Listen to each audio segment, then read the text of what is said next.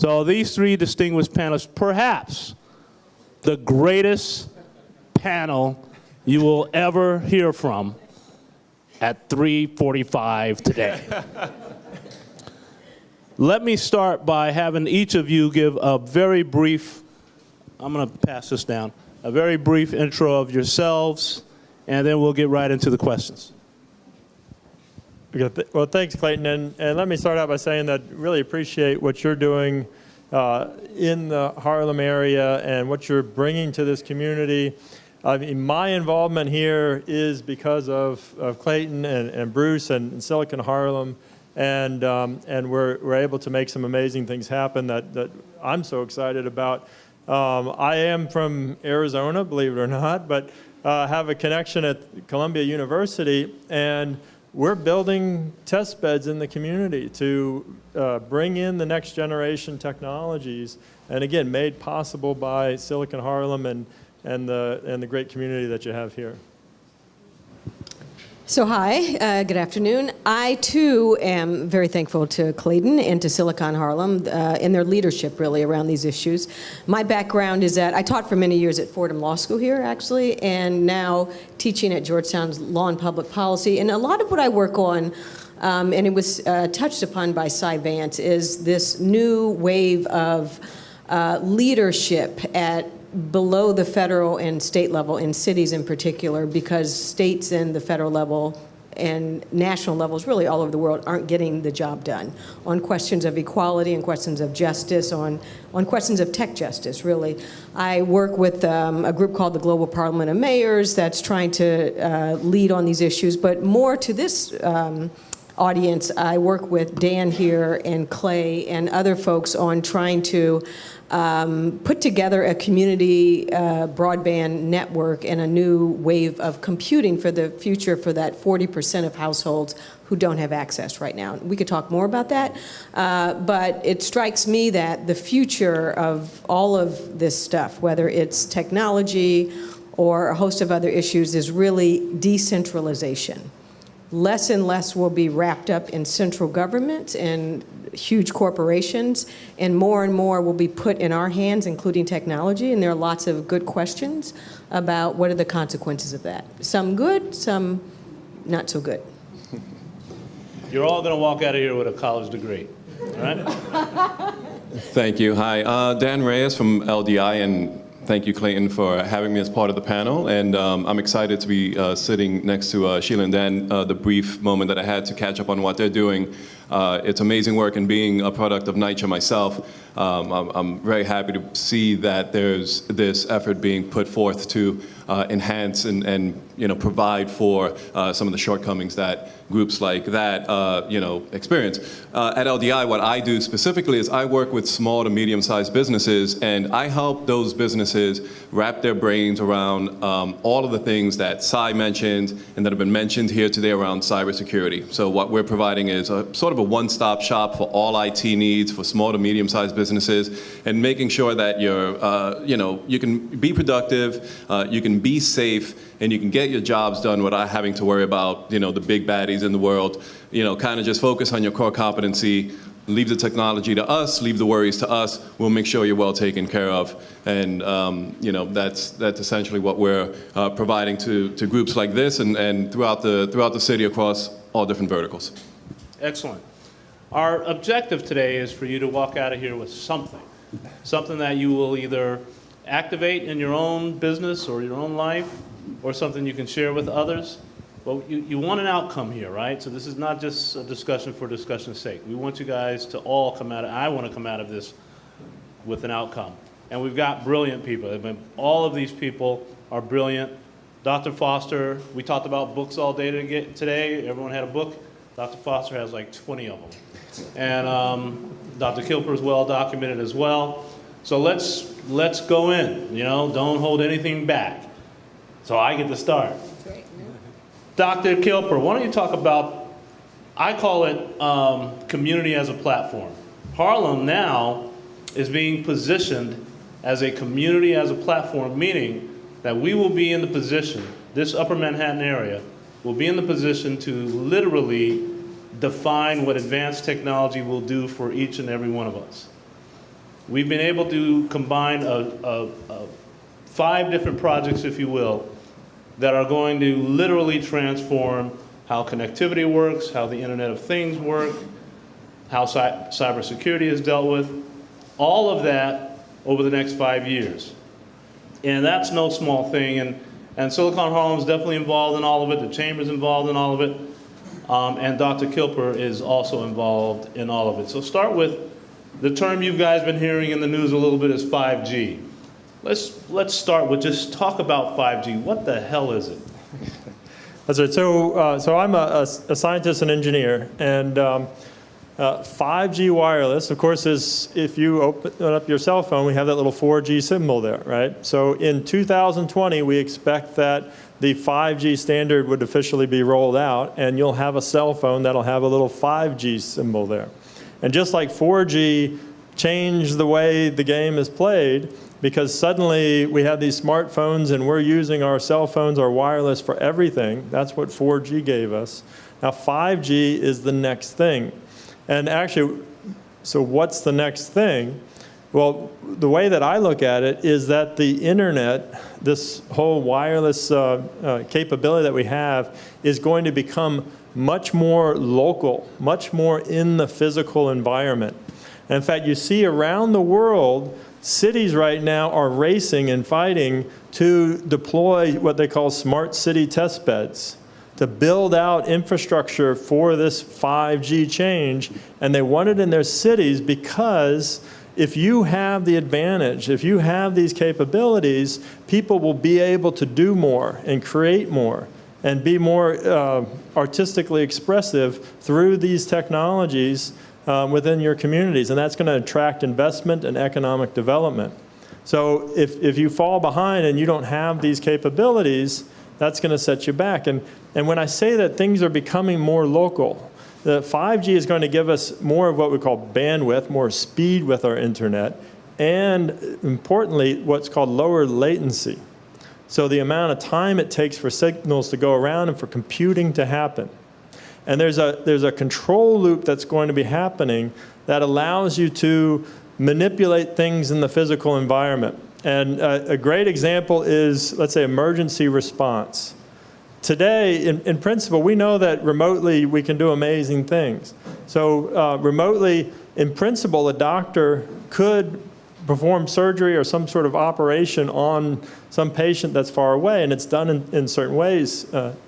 Well, in the future, with 5G, there's going to be so much bandwidth and it's such low latency that a doctor can be sitting in the emergency room and they can, and then a first responder can bring out some special tool that will allow the doctor then to manipulate and actually work on the patient right there where the accident is happening in ways that you just can't do today. And because of that, again, it's wireless, so accidents happen anywhere in a community. So you don't, and today we could do it, but you have to have a special room, a special setup, and everything. So that special room and special setup becomes in the community. You know, controlling a drone to go into a burning building so that the first responders don't have to be endangered there. So many things like that that involve actually manipulating things in the, you'll hear the term tactile internet. So you need a very fast response in your network in order for a doctor to make a movement and feel the response of that movement if they're trying to work on a patient, let's say, so that they can do an accurate adjustment or treatment. So that's the type of stuff that's going to happen. And what's going to make that work is this whole cloud, the cloud that came with 4G, they're going to have to bring it local. We call it the edge cloud, or sometimes you'll hear the term fog computing. So that cloud is going to have to become local so that you can support all these different types of services and so forth. And I would say that this is a great opportunity that communities need to get involved. There's going to be a change in infrastructure, a change in the internet, and again, it's coming local. It's going to affect your lives, how your traffic signals are working, how autonomous vehicles are running in your car, in your streets. And the communities need to have a say in that, and so that their needs and the way that they want their traffic signals to be run and the way that they want their communities to be protected from cybersecurity, from other threats or medical emergencies, that they're plugged in the right way. I love the discussion that we just heard a few minutes ago about we need better notices in our community about cybersecurity. Right? So again, this more local internet, there's an opportunity here for communities to get involved and to help shape that local internet, that edge cloud that's going to be coming, and not let the big companies come in and just tell you this is the way it is. And so, so that's the way I see 5G coming, and the opportunity, I think, for communities like Harlem around 5G. Is it going to be like Marbell again, or is it going to be competition?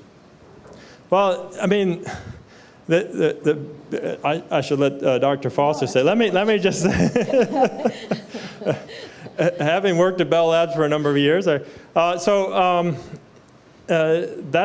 a great question, and we don't know the answer to that.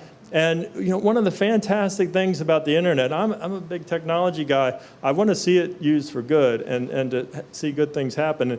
And the internet is an equalizer. It lets people express themselves around the world like they couldn't do before.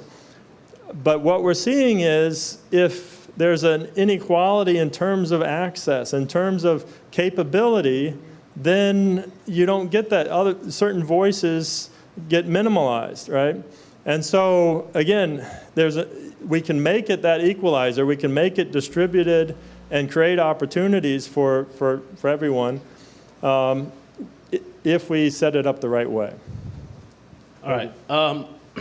Again, outcomes, right? So one of the words that he and I haven't exchanged in the past, which I really like now, we've said it a whole lot of different ways, which is tactile internet. Anybody catch that? So tactile internet, that's one outcome right now that you have to go with, which, as related to 5G, means speed and latency, right? So if you're in an autonomous car, it means nobody's driving it. You do not want that signal to come late. So 5G is not only about speed and latency, but it's also, as he said, local, meaning that we're going to be putting up what's called small cells everywhere. Density matters, right? So the autonomous cars, the autonomous buses, everything that's going to be connected to the internet has to have a very low latency, so therefore it has to be local. That's why we talk about a local cloud versus going out to Google or Amazon or something like that and you don't know where the server is. So that also brings up this issue of what's the governance around all this stuff, or build on whatever you want to build on, Yeah. Sheila, as it relates to Dan. So this last question was really important, right? Will it be like Ma Bell? So here's the analogy I would draw. Will it be like airline companies in which there's competition, or Uber in which there's competition? Airline companies, tickets have never been cheaper. Everyone can get a seat. But the fact is that for everything above a seat in which you're squished in, you have to pay for, right? So basically, you're in the back of the bus, squished in and miserable without any amenities, or to push the analogy, without the high speed, without the highest computer, unless you pay for it. Or will it be like Uber, right, in which all you need is the right app and you'll get picked up anywhere, right? I think that's an open question, is who's going to be able to afford all of the benefits of progress? What we know, and to me, I'm not a techie, that's not my training, but what we know about technology is what we know about everything that progresses, whether it's, schools, housing, any other amenity in life, that, in order for our markets to work, folks have to be left behind, right? Someone's got to subsidize everyone getting it, and either you pay a higher price or there's something else, there's some other cost. So my concern with this is that, on the one hand, this is great. It's all coming local, right? It's all landing in our communities, and that's one of the things that we're working on together, is to put this in our community, put things in your hand. We heard from a bunch of school teachers from all over the city yesterday at Silicon Harlem's new facilities. You should plug that. And it's striking the disparity in the schools, public schools even. Some classes do not have computers. The kids don't have them at home. They can't even send. All they have are their smartphones. So the question is, hey, can we somehow get homework on their smartphones? That's what the teachers are asking. Mm-hmm. Whereas some are doing robotics in class and they have Macs. So yes, this is all getting local. We have more access than ever in one sense, more progress, faster, everything. But it's not at all clear to me that local will mean truly accessible and affordable. And that really is the driving. And so the governance question, all governance means is who makes these decisions. The question is it going to be centralized in a Ma Bell, right, with or without competition, or will it be, or can communities make these kind of decisions and make sure that people have access? And just to close on the Cy Vance point, if they're so decentralized like that, do we make people more vulnerable to cyber attacks? And I really don't. And so to me, it's like, on the one hand, this is really good. We're going down to communities. It's something I want, and I've worked on my whole career to better meet people's needs at the community level. We're putting power there. We're putting resources. On the other hand, if we're not equipped to deal with this stuff, and technology is above my, I don't even know what the Internet of Things means, right? So if we're not equipped, do we make ourselves more vulnerable even as we're empowering ourselves? And so that's a bit of a paradox for me.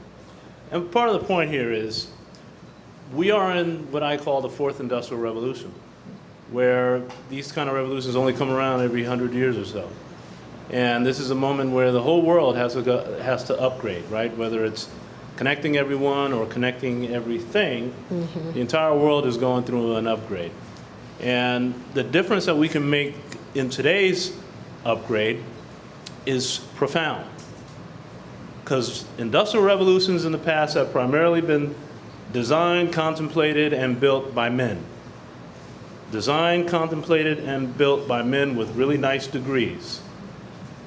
Designed and built by men with nice degrees that grow up and live in the suburbs.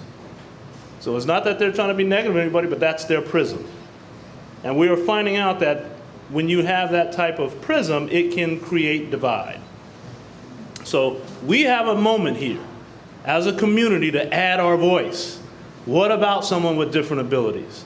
What about a senior citizen? What about a child? What about a rich person? What about a poor person? What about somebody that grows up in a concrete jungle like New York City?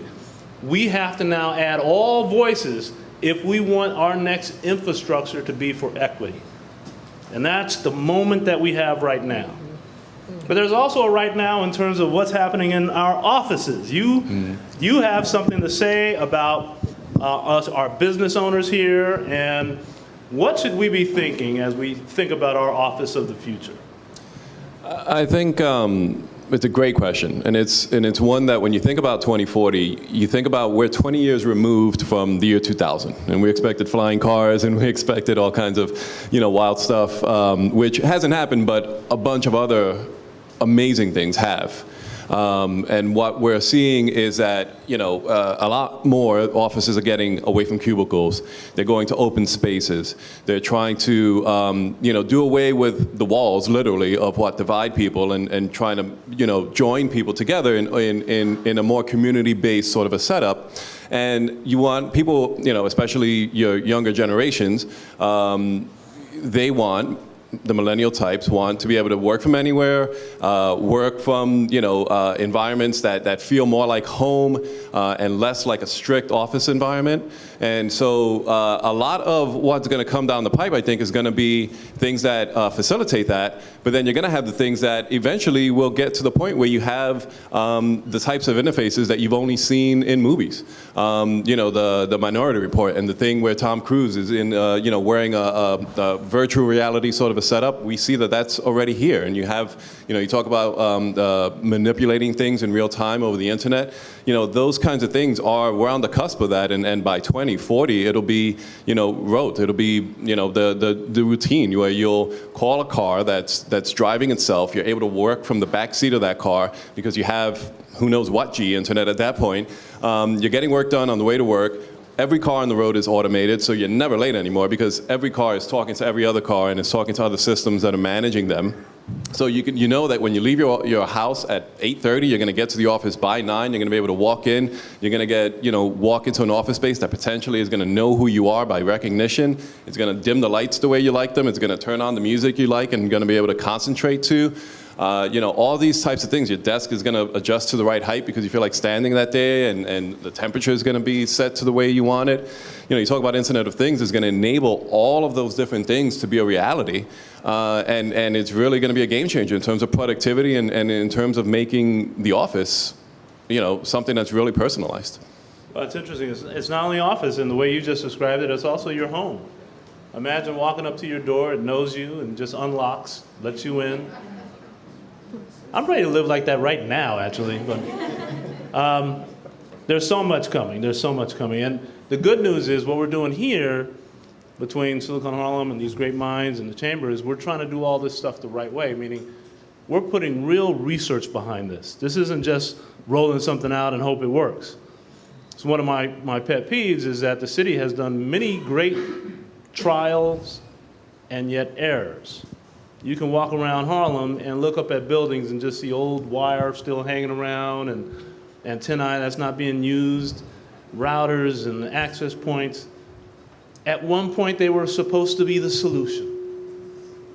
And what happens, as I've said, the community's voice hasn't always been considered.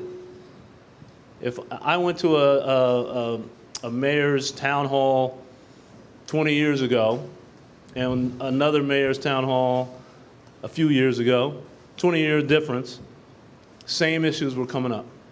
Exact same issues. How do we let that happen? Partly because we think the government can solve everything for us. What we're finding in the last 20 years is that technology has helped a lot of us in the private sector particularly to figure out ways. I always tell people, Uptown's had Uber a long time. We had Uber way before Uber. Taxis used to not come up here.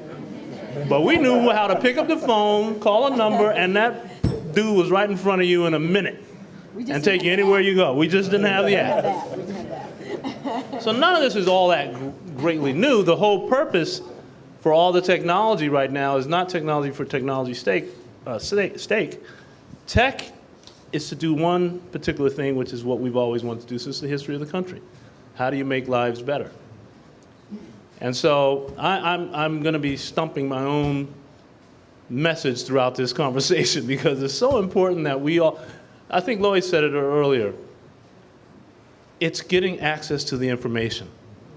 It's not necessarily, whether you're tech savvy or not.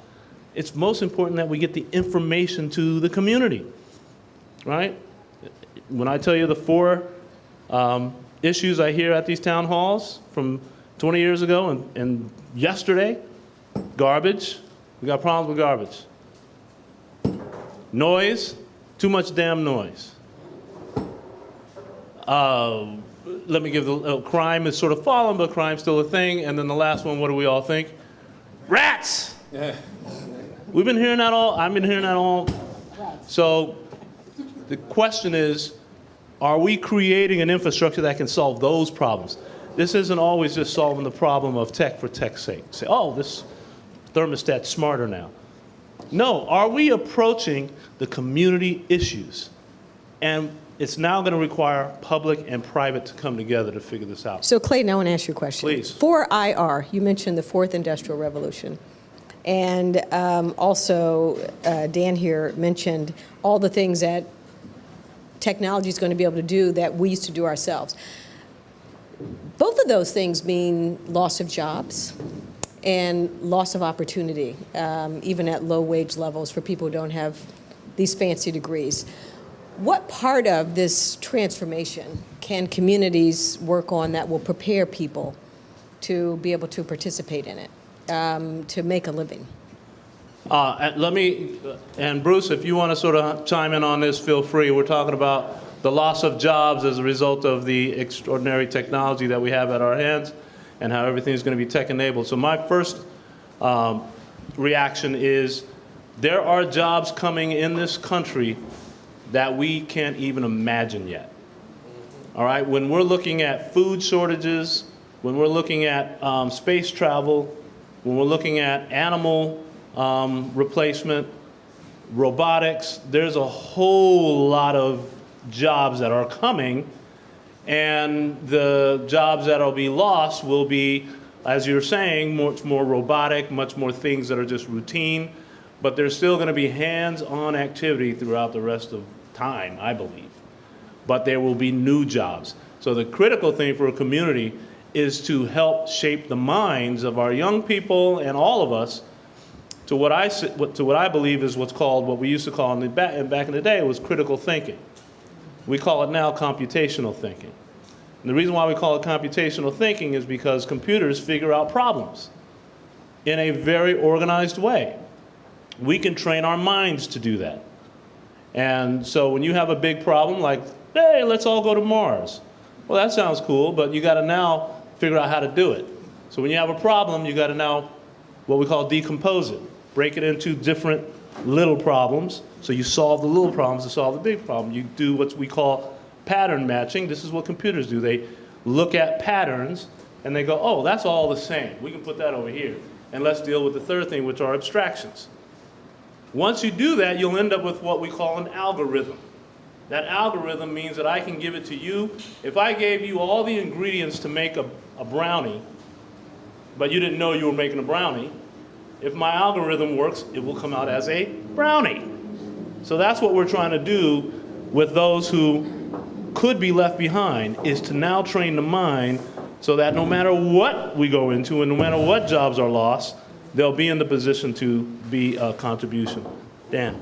Yeah, and if you have technology, if you have access to technology and you know how to use it, you'll have a job.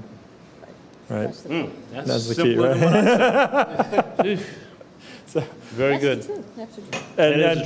Or let's put it the other way. If you don't have access to technology and you don't know how to use it, then you're going to be the guy who loses his job, right? Because some That's fancy even algorithm today. came along and is doing the job for you. Something is being remotely managed. But if you've got those technologies in your community and you're learning how to use them and work with them, and we talked about virtual reality and things like that. It sounds like, well, what do I use that for? Well, job training, right? So physical manipulation. So you can actually be in a virtual environment and work with things and remotely control things, or be trained on something that then allows you to do something in the physical world, right? So there's lots of ways that technology will be used, and if we can get it into the community, and I love the example of if we had technology in Harlem back in the day when you couldn't get a taxi here, so and people were innovating around that kind of space and creating apps and stuff, maybe we would have had Uber a lot earlier, right? I mean, there's From within the community. yeah, and when you're in a community where people are struggling and trying to find solutions so creatively, that's an idea engine that we're missing out on if we don't have that technology there. And I think that's what we'd like to see turned around. Well, that's the great thing about Harlem, is that we've got a tradition of entrepreneurialism. We've seen very successful people come out of Harlem. And what we have to do now is connect the dots with technology and make sure that our businesses here have the same tools that any other business has and be able to thrive in this emerging economy. We're doing that. We're really doing that. I know the Chamber has been very dedicated to digital literacy, for example. We want all our businesses to be up to speed and having good connectivity and being able to manipulate and grow through these tools. It absolutely is necessary. I am open to some questions. Let me grab one of the mics. It's cool. And you guys can share. Okay, we're going to start with Solomon. Good afternoon, everyone. I'm Solomon Green, IT consultant, SG Technology Group. Two points that were made was the 5G coming into effect, and also the Internet of Things and how things will be able to be automated and things of that nature. First of all, I believe that adds another level of security that would have to take place, because now you're talking about the fact that all of your information as far as how you like your temperature and things of that nature and your heights and things of that nature is now also information out there. So there has to be a way to protect that. What is the solution for that? And also, with these new technology, usually the new technologies come with a price tag on that. And how does that affect the access point that we're talking about? There's a couple questions there. You go ahead. Yeah, I'll field a bit around the security around IoT, because with any convenience comes an inherent loss of security. There's always a trade-off between those two things. And so the key thing to securing your IoT environment or any kind of new technology that you want to introduce into your business is visibility. You have to know what things are doing, how information is flowing, and you need to be able to manage that in a way so that it's only kept secure and it's kept visible only to those people that should have access to those types of information. We do assessments for our clients and even for some of the people that we are doing consulting for all the time, where we find that there's personally identifiable information sitting wide open in files on the network that anybody could get access to. And it's the fact that people get complacent and get, sort of, a lot of times they just don't know what they don't know. And I think that the key thing is, along with being automating the visibility into what your devices are doing, is also the key thing of any security approach is going to be education. And people, unfortunately, are always going to be the weakest link in any security chain. And so another part of what we bring and try to enforce is education, constant reminders of what people should and shouldn't be doing. They spoke about these attacks, these inbound attacks of someone impersonating a high-level executive in a company, and it's about knowing to keep your eyes open for things and just taking an extra second before you click or before you respond to something, and just think, does this look right? Does it feel right? And then take the right action, based on that. So another thing I would say is that the affordability aspect, one of the great things about technology is that it tends to, as it evolves, get less expensive and more accessible. And so I would expect that there's a lot already in your environment that you don't know. If someone brings Amazon Alexa into work, all of a sudden you've got an IoT device in your environment and you don't realize that now that potentially, and we've seen it, it's listening to you all the time. And you put that thing in your boardroom, and now you've got a device that's listening to you in the most intimate settings in your office. And what are the implications of that? And so people, you've just got to be extra careful with what's allowed in your environment and being able to be visible to, have visibility to everything that's going on so that you can then put the right controls around them. So, one of the questions we're thinking about in this project is whether data, all this stuff that these new devices will collect, can somehow be owned in communities or managed by the community instead of centralized in a so a lot of the hacking that goes on is because all the data is in one corporation. And all you got to do is get into that one corporation and get access to millions of pieces of information. So what happens in a decentralized system in which, if things are now community-based, some of the data is kept at a local level? That raises a whole other set of questions, but it's worth thinking about. It's one of the things that we're trying to innovate around is, because it's not just security, it's privacy, right? And so I don't know the answer, but it's the kind of thing that, Yeah, these are some great points. And is this on? Yeah. So in New York City, a high-density urban environment, right, is sort of the ideal environment to set up computing, IoT, networking. It's when you look at where's the expense. If I want to roll out IoT and these technologies across Central Virginia or something, that's a nightmare because everyone is spread out so far. Here, there's such a high density that it makes the ideal case for making it affordable. That's the environment that should be leading to affordable access. And so one example is, one of the things that we're looking at is New York City, and let's give credit to the mayor's office. So they said that broadband access is a utility, it's a right. Everyone should have broadband access. And they've been rolling out fiber all over the city. So there's tremendous bandwidth in the streets. And we said, well, let's take that bandwidth and take these new edge cloud capabilities that are moving into these communities because of 5G and the speeds and low latency of 5G that'll be there, and take advantage of that to have a more affordable and secure computing environment. There's a technology called zero clients, where basically you take the processor out of your interfaces to bring down the cost, make it more affordable, and at the same time you make it much more secure. And you run your machines off of a high-speed edge cloud where you get high-performance computing from a data center environment where they can manage the security, they can manage the updates and patches and everything else. So that's a new way of thinking about computing in terms of especially home use that can really change things around. And you can do that in a place like New York and a place like Harlem where you have the density of people to make it that it can work. So we're investigating with that to see if it can give you a solid experience in terms of computing. And in fact, we have, I'll say, there's a couple of these zero clients right at the top of the stairs there, and we're doing trials because we want people to try it out and see if that technology works for you and what are the requirements to make it so that it's a good, positive experience. You know, one of the things that we're doing with that, and Solomon, I think Dwayne has a question after me, but we're able to look at it as, what if the community could upload its own software? Civic-driven software, things that are just impacting the neighborhood. This is sort of what's old is new again. If you're old enough to remember where there were mainframes in corporations and you would have just a terminal to access everything. It's similar to that.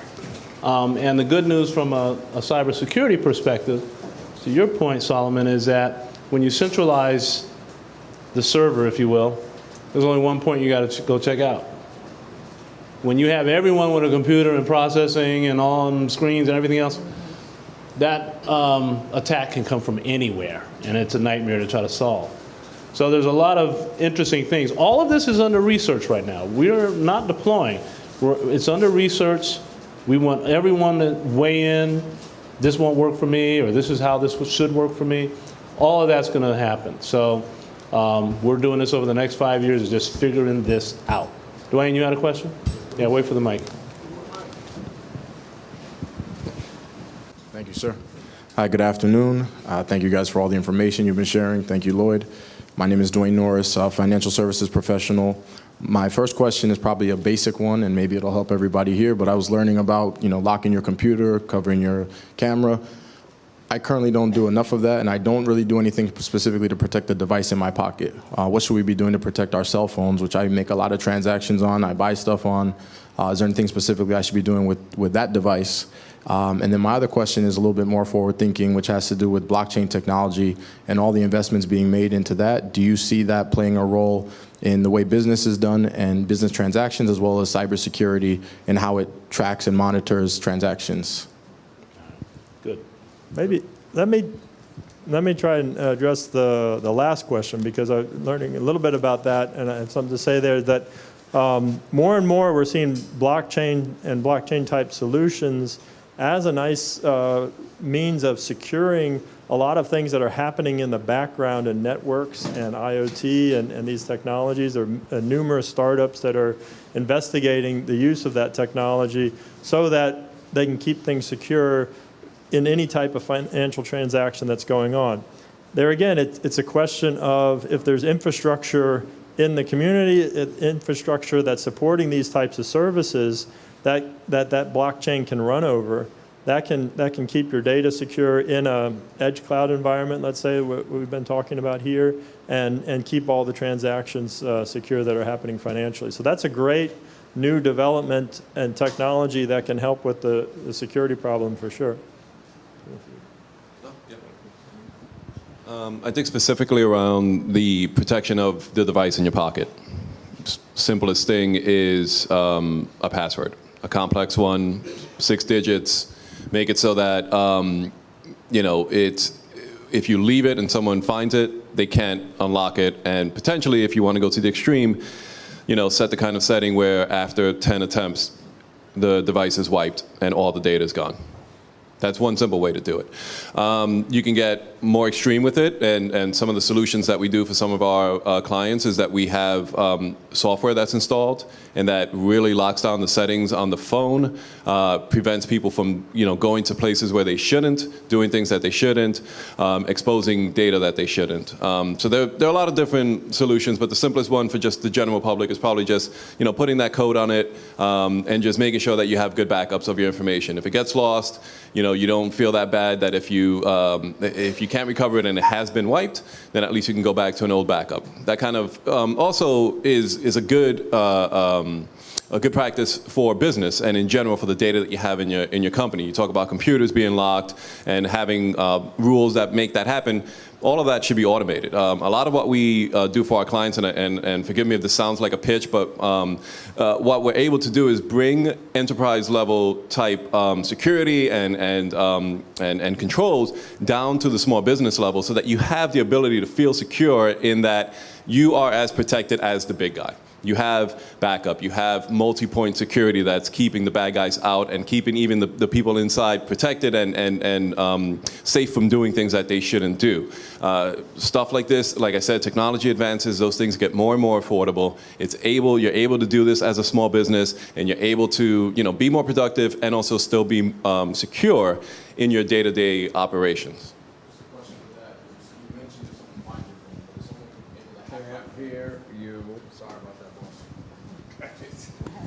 Just a quick point on that. So with my phone, right, if somebody finds my phone, they can't break in because I either have a pattern or a password protection. But what about the ability for them to hack the phone from another device outside of that? Is there something I should be doing to protect from that type of ability for them to watch my transactions and see me making PayPal deposits or just stuff like that? I don't know if there's anything that you guys can share, but something that was going through my mind today. I think a lot of the same things apply there. I have an Apple iPhone, and I feel that it's a more secure platform in general, personally, than an Android. I feel like the Android market and generally with the Android store, you're a little bit more exposed to potentially kind of malicious or sketchy applications. And really the key that you want is to just stay within apps and especially websites that are backed by a well-known, reputable company. You may see, and a lot of times, every other day, there's a story about an Android app or even sometimes an Apple app that it promises better battery life or promises better performance because it does all these background enhancements. And meanwhile, what they're doing is they're installing backdoor agents that do all kinds of things. Some things could be a little innocuous, like they're doing Bitcoin mining or doing all those other things like that. Other times, they may potentially be stealing information, from your device and or doing monitoring. I haven't heard a lot of stories about someone being able to watch everything that you're doing like in real time, but that's not to say that it's not possible. Make sure you stick to installing only apps that are certified, that come from one of the two major app stores. Don't load things from third-party websites or anything like that. That's going to go a long way toward keeping you secure. I want to keep it moving and try to get, who's got the time? I'm off. 25, okay, so we're going to take a couple more questions. Jeffrey? My name is Jeffrey Eaton. I'm the first vice president of the NAACP New York State Conference. And we primarily spend a lot of time doing voter registration and then driving people to the polls. We have the voter activation network called the VAN program, where we collect profiles of data so we can do patterns of where to find where voters want to do and their issues. We're trying to get municipalities to come into 2040 by doing same-day registration electronically and also voting electronically on the same day.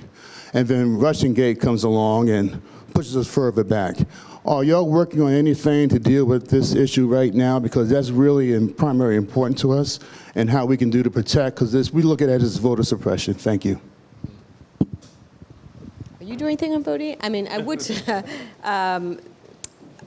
so because the voting process, as you know, is so controlled at a state level and it's not like devices we can put in right in a neighborhood. All the devices that we vote on are actually heavily controlled precisely because of Russiagate, right? Precisely because you want to limit who has access. So, but it's having said that, it's a very interesting question about whether this kind of technological progress can innovate in the voting arena, because what we are seeing is not just hacking, but also kind of making it more difficult, putting up more barriers for communities to vote. And so I just don't know. I don't have a good answer to that question. It's an excellent question.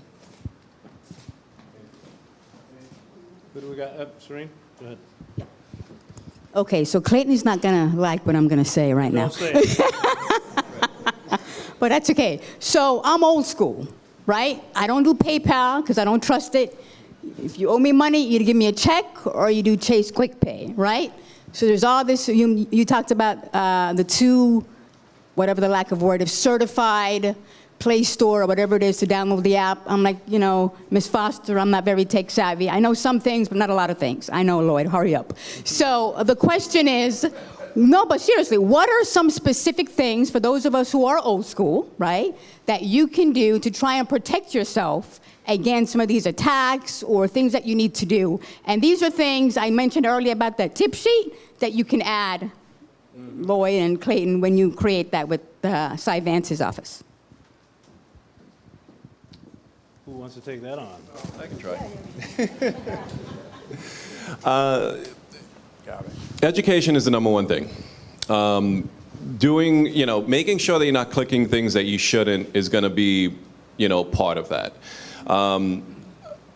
As much as possible, and if you're running your own business and you have a network infrastructure and you have computers and servers and all these other things that you need from a technology perspective that run your business, the best things that you can do is try to automate a lot of, take the human element out as much as possible, automate as much as you can to try to keep people away from sites that are going to imitate Chase and imitate Citibank, because a lot of that stuff is well known enough that if you tried to, with the right tools in place, try to get to one of those sites, it would block you and say, this is a malicious site. You can't get here. So a lot of that is going to go a long way toward keeping you safe. And then again, I think that the tip sheet is an excellent idea. And one of the questions that comes to mind is, how do you get that into enough hands? Because to spread that knowledge and make it powerful, that's a great question. I think that's something like, I think back to like the old NBC commercials, the more you know, right? Having someone sit on a stool and say, don't click bad links or check twice, who sent you an email. I think something like that would be great and I think would go a long way. Education is going to be the number one thing. I mean, eventually technology you're going to have to catch up, and even a Chase, Quick Pay or something like that has technology behind it. You just got to find that balance where you're comfortable enough to say, like a PayPal, I do that all the time. I'd rather do that than put my credit card into a website any day of the week, because I'd rather put my PayPal information in that doesn't directly show my credit card or give my credit card information to someone. I do that all day versus putting my credit card into a site that I, even have a second thought about. Let me just say, Tip sheet is a good idea, though. let me just say, I absolutely was not telling you to hurry up. I want you to know that. I just wanted to make sure we heard everything you had to say. No rush. And this has been fascinating for me, because between Clayton and my wife, they've been trying to, like a ping pong ball, try to get me into technology. And I've actually aggressively resisted it. No, aggressively resisted it. And part of that is I like to, at some point, turn my brain off, okay? Sheila Foster said something that has stuck with me for the last half hour or so. It related to the Uber conversation. And she got to the point that I was concerned with, and I didn't know I was until you just said it. And that was creating from within. I want to know how we can create from within. I want to know about those students who don't have computers, those classes that are not being taught, those seniors who are being victimized. And if we can be talking about creating from within, Bruce, I heard that from you a couple of years ago about creating from within. So I just want to say from a non-techie perspective, I'm glad I'm here. I'm glad I listened to what y'all had to say. and now have a better vision. As it relates to the chamber, Emmett and Jeff and the rest of us, we have comfortably turned over our technology direction to Clayton. Sometimes you have to have faith in people. Marco is the one who tells us these things. Bruce and Clayton, they live it. They represent us. And we could not be in better hands. And then you spoke to me about the Sheila Foster. And I had an opportunity to pull a couple of things out of what you had to say. Great panel. And, you know, not to stop the conversation, but this has been a learning experience from me. And if we can figure out how to create from within, then I'm down. You know, but I don't want my brain to be used and my limited resources to be used to just make somebody else richer and somebody else smarter while I see our kids being treated the way they are. So you guys have given it direction. I much appreciate it. Much respect what you've had to say. Excellent, excellent. That's good. Let me follow up on that. So I think fantastic choice to put your hands, put the community in the hands of Bruce and Clayton. One example of the sort of programs that they're doing, there's something that they call the Reyes project. It's together with New America. So they're building out wireless mesh networks. And to me, one of the things that's really exciting about this project is they didn't bring in a bunch of people from the outside and start setting up network equipment.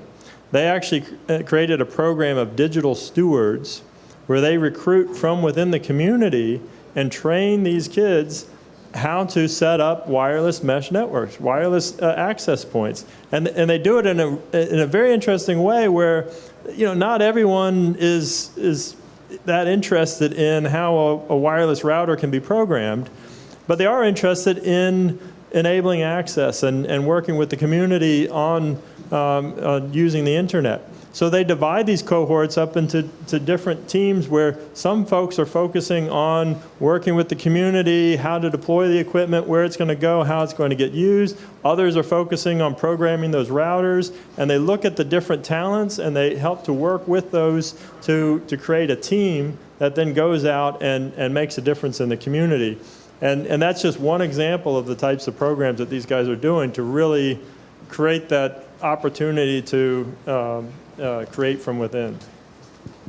Yes, well, so we have a few more questions. We're going to take you in the back, and then over here, and then over here. To Dan's point, we recruited the kids from East Harlem, and most importantly, we trained them for 4 months. We don't train people anymore. We train them for 4 months. So these kids now are on a pathway to become network engineers. Most of them did not finish traditional high school. That didn't mean that they're dumb. They just, whatever, the system didn't work for them the way it was supposed to. And so these young people are now going up on rooftops and able to literally deploy a network. And one of the things, the outcomes that I really appreciate is when one of the young people come back to me and say, you know, Mr. Banks, I was walking down my street and my neighbors were like, we're very proud of you. Because now that kid can walk down the streets of his own neighborhood with stuff in his hands and with an expertise that the entire neighborhood gets a benefit out of. So that's the great outcome of these type of things. Yes, young lady. Good afternoon. My name is Janice. This is a personal question. I don't have no business. I'm a retiree, but I do have a computer. We're talking about security. What happens when you get a virus in your on your computers and you can't do anything, and then you call for help and they get all your data? How that you could prevent them to use your data and use it someplace else?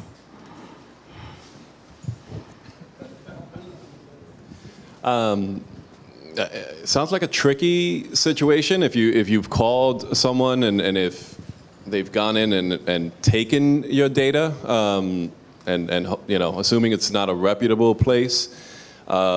it's tough. It's almost as if you kind of open your wallet and If you open up your system, yeah. and start acting crazy, getting everything else, and you call for help, and they have a bias. Do we have any IT folks here? All right. See the guy right there? Solomon, he's going to talk to you afterwards. You're right, it's personal, but we've all gone through it. So that's the good news. Thank you. So let's keep it going. We had a question over here, Solomon.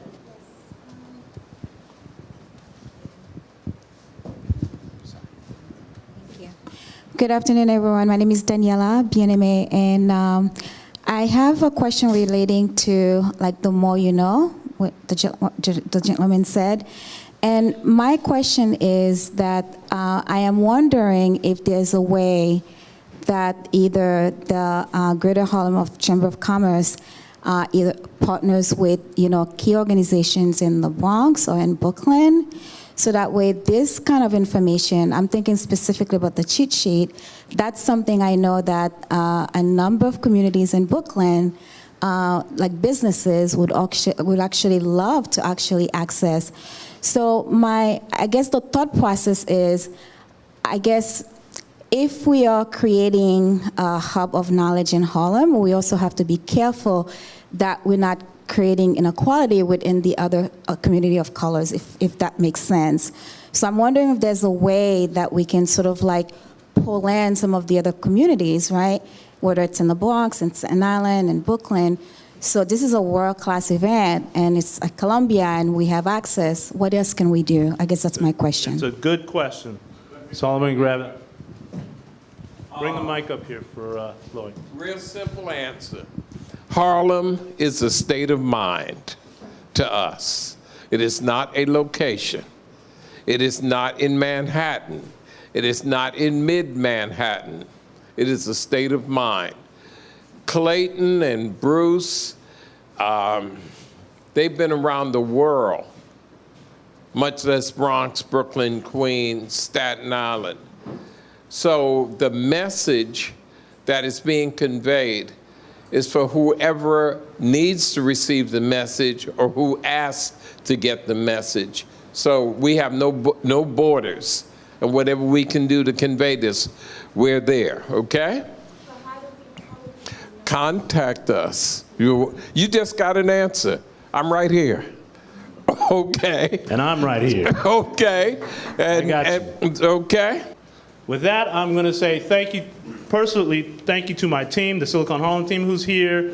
Thank you to my Greater Harlem Chamber partners in crime, Marco and Winston and Jeffrey, and of course, El Presidente. And most importantly, thank all of you for being here. Let's give the panel one more hand. Brilliant minds. Brilliant minds. Thank you all very much. Have a great night.